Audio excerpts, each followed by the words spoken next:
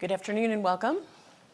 I'm Sally Buzbee, the executive editor of The Washington Post, and we're very glad to have all of you here today for this conversation about efforts to end the global scourge of tuberculosis.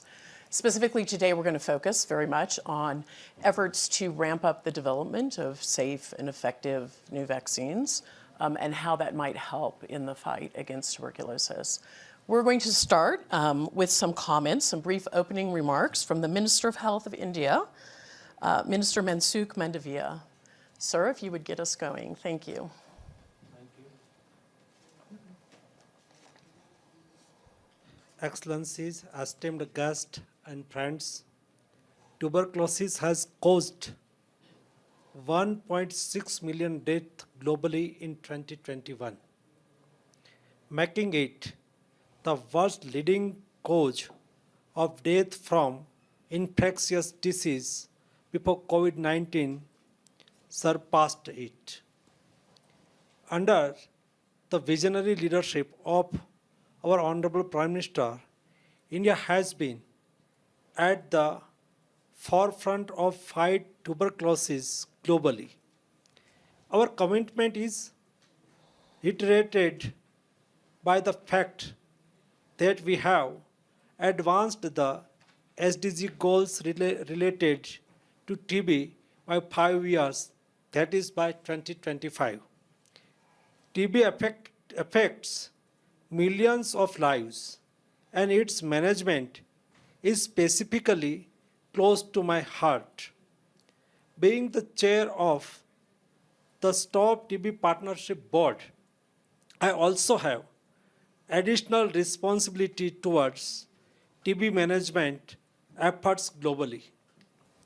As per the Global TB Report, the estimated TB case and deaths have increased since the last 2 years, primarily due to the impact of COVID-19 and consequent increase in missing cases.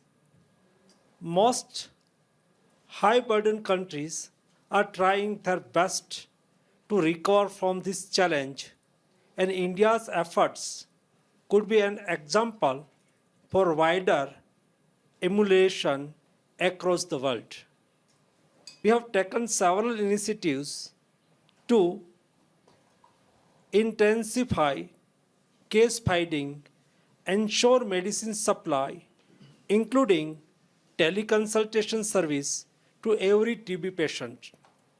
India recently launched a very unique campaign of community engagement, Pradhan Mantri TB Mukta Bharat Abhiyan, that is Prime Minister TB Free Mission, which aims to provide TB patients with increased nutritional, diagnostic, and vocational support delivered through the community.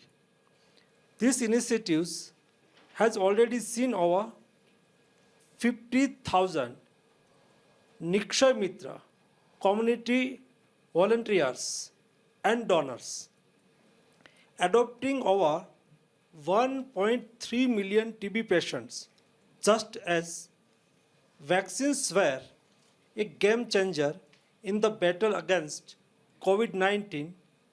The global plan calls for approving a new TB vaccine by 2025 and making it widely available to adults and adolescents in TB-affected countries. India is fully prepared and in an advanced stage for taking this forward.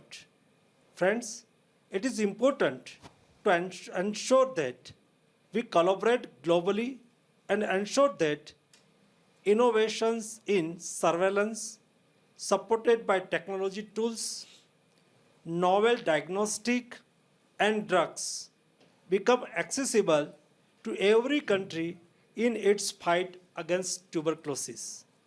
Full implementation of the global plan developed by the Stop TB Partnership requires $250 billion over the next 8 years, the equivalent of just $4 per person per year worldwide.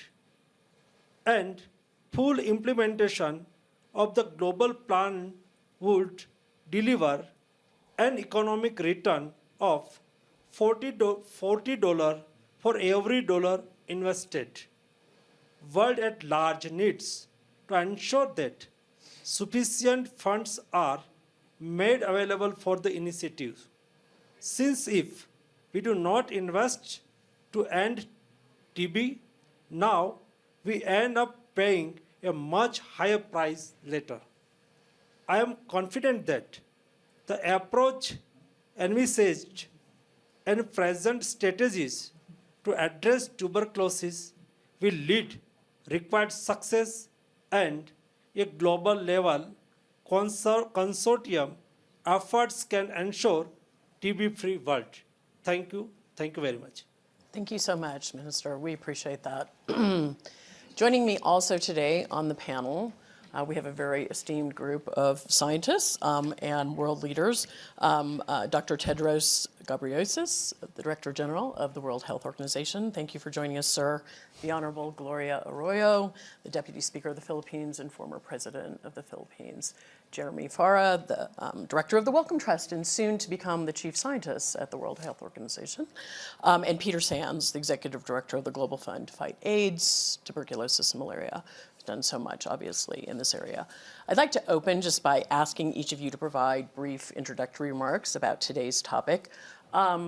Perhaps, Speaker Arroyo, we could begin with you. All right. Well, let me speak from the point of view of being the only politician in this group. And I was a president who had to deal with tuberculosis. When I first became president in 2001, we were number 7 in tuberculosis in the world. And I got a public health expert, Manolet Dairit, as my Secretary of Health. In fact, later he joined WHO, handling human resources, and he remembers the Director General as Minister of Health in your time, and he said you were the darling of the World Health community because of your devotion to training health personnel. Anyway, to go back to my Secretary of Health, we put together a national tuberculosis program that featured the Direct Observed Treatment Short Course, or DOTS, and a strong public-private sector partnership. So tuberculosis prevalence went down during my time. By 2007, there was a 31% reduction in bacterially positive TB and 27% in smear-positive TB compared to 10 years before that. And another thing we did was we had mandatory testing of children. So we improved our rating somewhat. From number 7, we improved somewhat to number 9. But I'm so sorry to learn that sometime 10 years later, we were number 4, which was worse than the situation I started with. So I am very happy to be in this panel because of the fact that we are ranked number 4. And I asked my Secretary of Health why. He said that after our term, he saw that, he was in WHO then, he saw that there was some slippage in the implementation of the tuberculosis program. And part of that slippage was a slippage in the strong public-private sector partnership that we used to have together. And meaning, later on, after our time, the burden of treatment medicines was more with the public sector, and the role of the private sector became less. And that was, so when I say that we were number 4, that was 2019, and that's even before COVID. So you can imagine the problems we had when COVID came, Right. and the resources went to COVID rather than to the detection and treatment of tuberculosis. So what can I say now about that? As a politician, let me say that, well, he gave, my former Secretary of Health gave me the results of the 2016 National TB Prevalence Survey where the shortcomings were pointed out. Now, you're all technical here, so I'm not going to talk about the shortcomings. But let me just say that, like a coin, dots has two faces to it. One is the political will to implement, and the other one are the technical matters, microscopy and the direct observed treatment and monitoring systems, etc., etc. But your role is to talk about the technical aspect, but my role is to talk about the political aspect. And I would say that there are three political factors that are crucial as far as the political aspect of facing tuberculosis today and trying to eradicate it. First is something I learned from my own experience in executive governance. Policies and programs are good, and you gentlemen for sure have good policies and programs. But in the end, the decisive action will be implementation and executive management. And that's what we would have to provide as a country that is dealing with tuberculosis. The second is political vision. Before I came here, I was discussing with our president, Bongbong Marcos, about this session, and we talked about many other things. And when the health authorities of the Philippines were speaking out, they said that we have to go back to pre-COVID levels in healthcare. But our new president said, no, pre-COVID is not good enough. There has to be transformation. And that is what I think gives me optimism, because there is political vision. And finally, third is political will, because we're all concerned about COVID. How to get now the political will to realize that we may have to shift somewhat from a COVID-centric mindset to deal with other important and essential health issues, including tuberculosis. So I'm glad that there is this session, because we are focusing again on other things, other issues rather than COVID. But our experience in COVID taught us some things in our country that we can apply to fighting tuberculosis. One is that vaccines are a game changer. The session papers were talking about vaccines being developed, already developed, and being developed. And we saw it was a game changer in the case of COVID. It can be a game changer in the case of tuberculosis. And the other thing that COVID taught us in our country was that when you had strong public-private sector partnership, for instance, in the testing and in the vaccines, they can work. So we can do that too for tuberculosis, not only for COVID. So with the COVID was a bad experience, but in a way, it also taught that other things that we can apply to other issues like tuberculosis.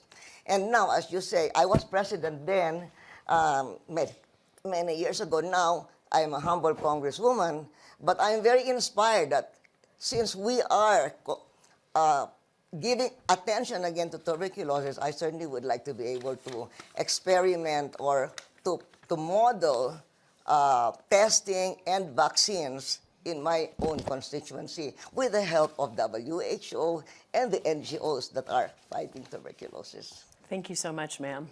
Vaccines are a game changer. Jeremy, tell us your thoughts about tuberculosis at this moment in time. Yeah, thanks very much to those two opening remarks. Yeah, vaccines are a game changer, but they're never going to be enough on their own. Some vaccines change all things. Measles would be a great example. But actually, the truth, one of the lessons of the last 3 years is you can have vaccines, but you do need other systems, health systems, you need diagnostics, you need trust in your systems, you need health systems that can deliver that, and of course you need treatment. So my one caveat to this vaccine discussion would, yeah, there's a focus on vaccines, and we're very focused on vaccines, but put vaccines into a broader system, rather than thinking it's going to be the only thing.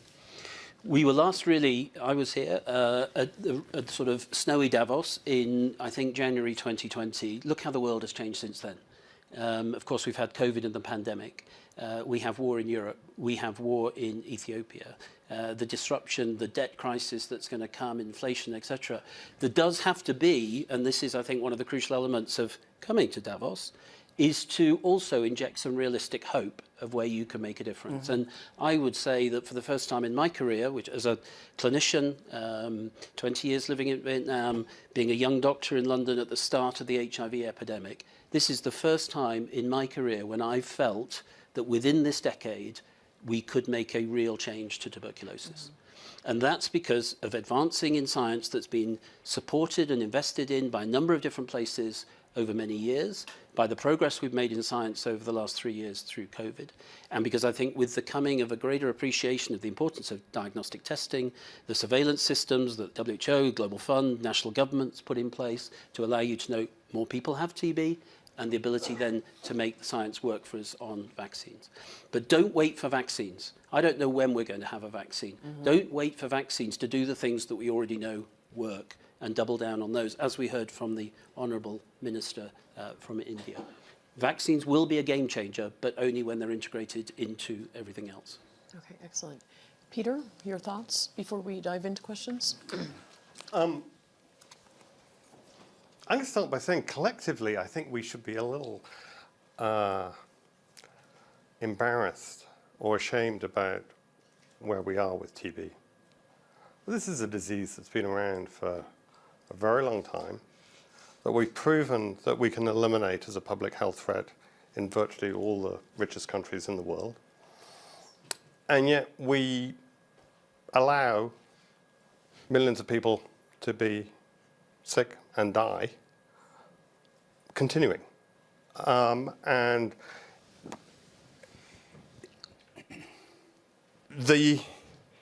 we're in a funny position in that we are 77%, so we are by far the largest provider of external financing for programs against TB. But we spend less than $1 billion. I mean, it's a shockingly small amount of money when you think about the tens and hundreds of billions of dollars that have been spent in fighting COVID-19. And in 2022, the number of people in the world who will have died of COVID-19 and the number of people who will have died of TB won't be massively different. It's just that the people who've died of COVID-19 are on average a lot richer than the people who died of TB. Now, the positive thing is that we are seeing political will to really tackle that. Not everywhere, but certainly India has shown extraordinary determination and leadership. And we know that it can be done. I mean, the progress that's been made in India is a very good example, and we've seen other countries make that progress.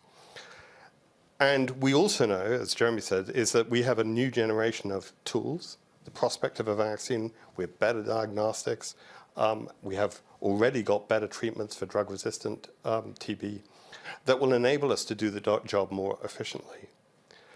But my worry is that just having better tools is not going to be enough if we don't have the political will and the political determination to see it through. And frankly, the care about the people who aren't in front of you. Because TB is the disease of the poor, the marginalized, the people who aren't on the TV screen. And unless governments and communities and those of us who work in the multilateral sector are determined to reach out to those people, we're not going to achieve the objective, whatever the tools are that we have. So my sort of starting point in this is, we know we can beat this disease. We've done it in other places. If we really set up to do it, it's a no-brainer from an economic point of view.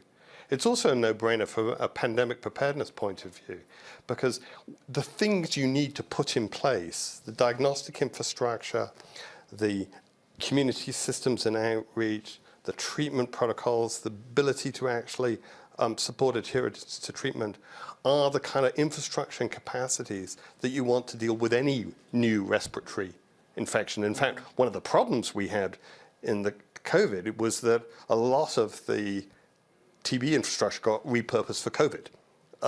But that just kind of proves the point. And so one of the most practical, sort of economically effective and human life-saving effective ways of making the world more prepared for future pandemics would actually be to turbocharge the fight against TB. Dr. Tedros? Tell us what you think at this moment in time. Coming out of the pandemic, thinking about tuberculosis, what are the thoughts that you have? Thank you. I think they have covered many things. Maybe to add a bit, I will follow from what he said. This is the disease of the poor, as Peter said. It's not the problem of the high-income countries. There is one pattern that we see again and again. For instance, if you take just in 2014, Ebola, once it crossed the border to high-income country, the whole world started to get crazy. Just one case. And then fast forward 2018, we were in DRC with Jeremy, and without even crossing anywhere, the whole world was really worried and doing everything to support, to stop it there, to contain it. And then COVID, the same reaction. So when do we stop this behavior? It's only when the rich countries affected that then becomes a serious issue. Why? Unless we stop that, I don't think the TB, with the behavior we have, I agree. I agree that we can make progress. We can defeat TB, but I think that mindset has to change. If it's the problem of a few countries elsewhere, it has to be a global problem. It's a matter of time, but sooner or later, of course, those countries who think that it will not come to them as a problem may come. Even imagine the extreme disease resistance, TB. It's already coming. So I think the world should, helping humanity wherever it is very important because we are one family. But second, if we are really affected by self-interest, then we have what they call enlightened self-interest. So we should do it for our own sake because sooner or later it may come. So globally, of course, that mindset important, but at the national level, I'm really glad, as Minister said, the commitment of Prime Minister Modi is very, very clear. And I had a chance also to meet with your president in Manila a few months ago. And I was so impressed by the understanding of TB you have and your commitment. And as a speaker, you are in charge of the oversight. You decide on the money. Still, you have a lot of leverage to make this happen. That's why I can see the political commitment also in you, which is very important. So I think with the political commitment, which she said also the vision, I think we can make progress. But there should be both national. The most important is actually at the country level, and of course at the global also with a changed mindset. TB can be challenged now. We have, to be honest, all that it takes. It's doing it, as Madam said, the implementation, which is not done with real commitment. But we have really what it takes. And we have shown it with COVID. Of course, in equity, again, there was a problem. Accelerated development, it was really historic. So for TB, which we know very well, TB well known, I think it's possible to make significant progress. Thank you. So Jeremy, let me ask a follow-up question. Why is TB so deadly? Talk a little bit about why vaccines would not be enough. What is, obviously with the connection with poverty, what is it? Is it that the course of treatment is long and complex and so not able to be followed through in areas that are lower income? What are the challenges in implementation beyond, obviously a vaccine would be an amazing breakthrough, but in treatment and in terms of the connection with poverty, what are the challenges to actually addressing? A lot of them have already been talked about. I mean, the link into poverty and, I hate to say it, but continued stigma remains a huge issue. People in the system and people not in the system. The treatment schedules, as Peter says, have improved dramatically over the last few years, but they're still, you know, imagine taking the amount of drugs you have to take to treat multi-drug resistant for the next whatever period of time. If you ever tried doing that or treated a patient who's, it's not easy. You are like COVID, like you can pass it on before you may know you've got a TB diagnosis. Particularly if your access to healthcare is limited, as it is often for people living in poverty. And then I would say, which is why it's so good to have both India and the Philippines here, and Tedros' leadership, without political will, you can't do very much, particularly on intractable problems like this. But I do want to just instill a little bit of optimism and hope, because I think one of the most important aspects of de-risking something and crowding in people is to not take your nihilism too far to the point of putting people off. I think we also have to offer some hope. And as I say, I've worked in tuberculosis for 30 years or something. This is the first time where I feel truly that if we brought those things together that we already know about, and we were to add some others, a vaccine or strong political leadership, then within this decade, we will not eradicate TB, but we will reduce it as a public health burden in many, many parts of the world. But if I've got 1 second more, Absolutely. I want to pick up Peter's comment. TB is a pandemic. COVID is not the only pandemic going on. TB is a pandemic. And I've argued very strongly against us setting up new vertical systems to deal with future pandemics. I would much rather we built the surveillance systems into horizontal ways of working, so that if you went in with your cough, whether it would be tuberculosis or whether it would be COVID or whether it would be influenza or any of the other respiratory infections, that could be picked up in a horizontal system that's integrated into health systems in a strong way, and then that will be dealt with in the appropriate way. So I would plea that we build this into strong horizontal systems for pandemic preparedness and surveillance and prevention, rather than setting up a whole new set of silos. And that is that's governments, where TB can play. governments doing that, changing Governments, the systems. I don't have a WHO hat on, so I can't say anything for WHO. But WHO, Global We're at Fund, the gate. Gavi, everybody involved in this space, but critically governments. Critically governments. Okay.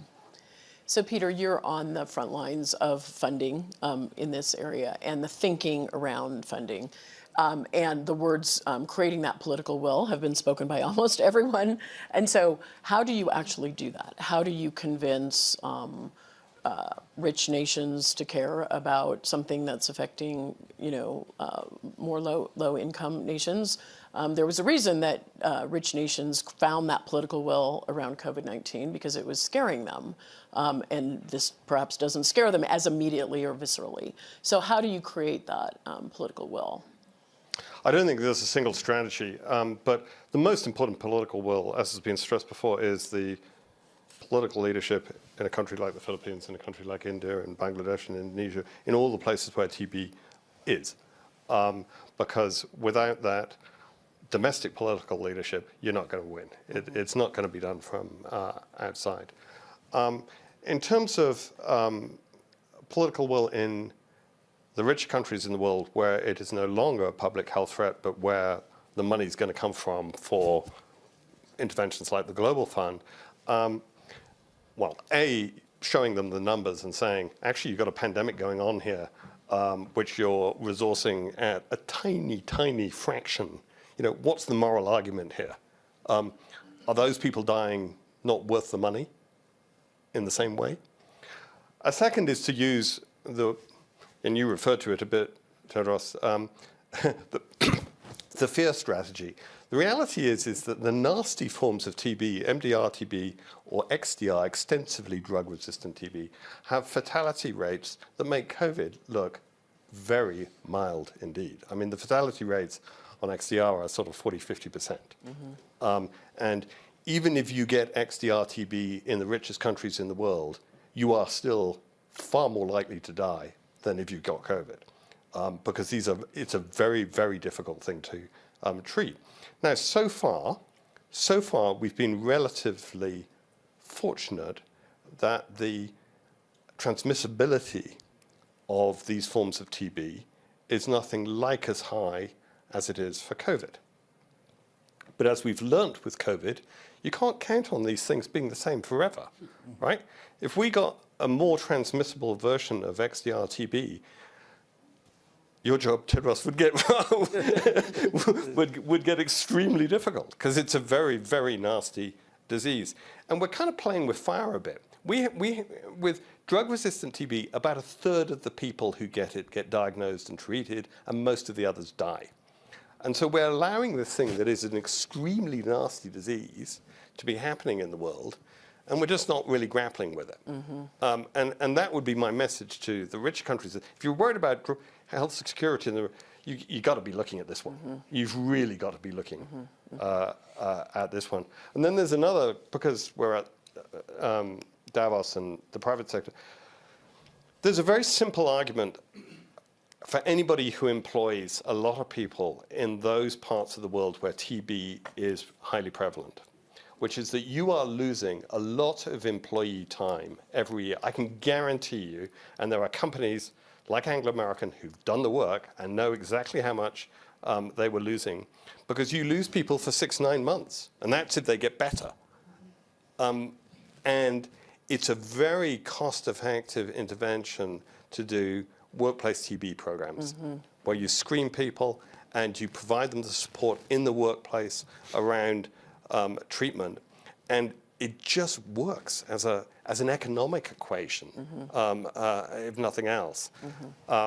So I think there's some very powerful arguments. I'd also point to one Japan, the leading killer in Japan in the 1950s, 40s and 50s, was TB. And Japan launched a national TB elimination program, which was extraordinarily successful and became the basis for the entire universal health coverage system of Japan. And so, that wasn't that long ago. So there is a really positive story to be told here. We can get rid of TB everywhere with the existing tools, and we've got better tools coming. And you can use it to make a platform that both protects from future threats and delivers health services on a UHC type basis. Dr. Tedros, on the vaccine issue specifically, obviously some of the breakthroughs that happened around COVID-19 were really these partnerships of government and private sector, and just the accelerant of the development, basically. And would you tell us just a little bit at this stage where the state of TB vaccines are, and what would really be needed to create that acceleration of the process beyond political will? I mean, what are the holdbacks? Is it they're not getting pushed forward? The science is lacking. What is needed the most to make progress on the vaccines? Yeah. So we have now 16 candidates under development. Many of these vaccines, by the way, were the candidates before even COVID. And the difference between COVID and the 16 candidates is the whole world focused on really finding a solution for COVID. So it accelerated the development of the COVID vaccines, while TB that started decades ago, some of them are lagging behind. We have the BCG, which is 100 years old, 100 years. That's it. So what's now needed is the renewed commitment, real one, really action with a sense of urgency, believing that we can do it. It can be done. If it was done for COVID, there is no reason that it cannot be done for this. And we have a lot of information on the 16 candidates already. And we said for COVID, accelerate, so we can accelerate this one too.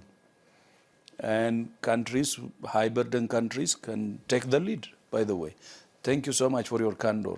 The solution comes from being candid, In some countries, by the way, when even they have high burden, they don't want to say it.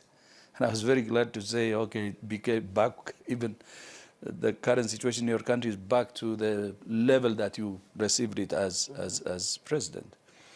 I think that leadership, candid leadership commitment is very, very important, meaning the government side. And of course, to accelerate, not only government, you will need the health agencies. I think some of us are here, academia, the private sector, the civil society, all of us together, like we did for COVID.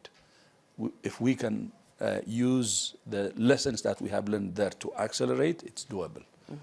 And now there is a proposal to establish, some call it a accelerator council, or can be given any other name, but that can help in accelerating the vaccine development.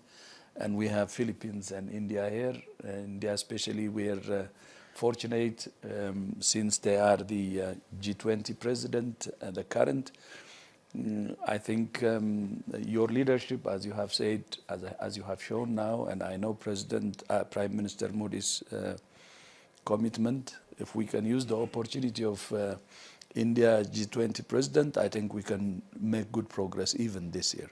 But we need to install this team, have everybody that can contribute come to the tent and give its best to accelerate and make progress. But the involvement of all these players will be very, very important.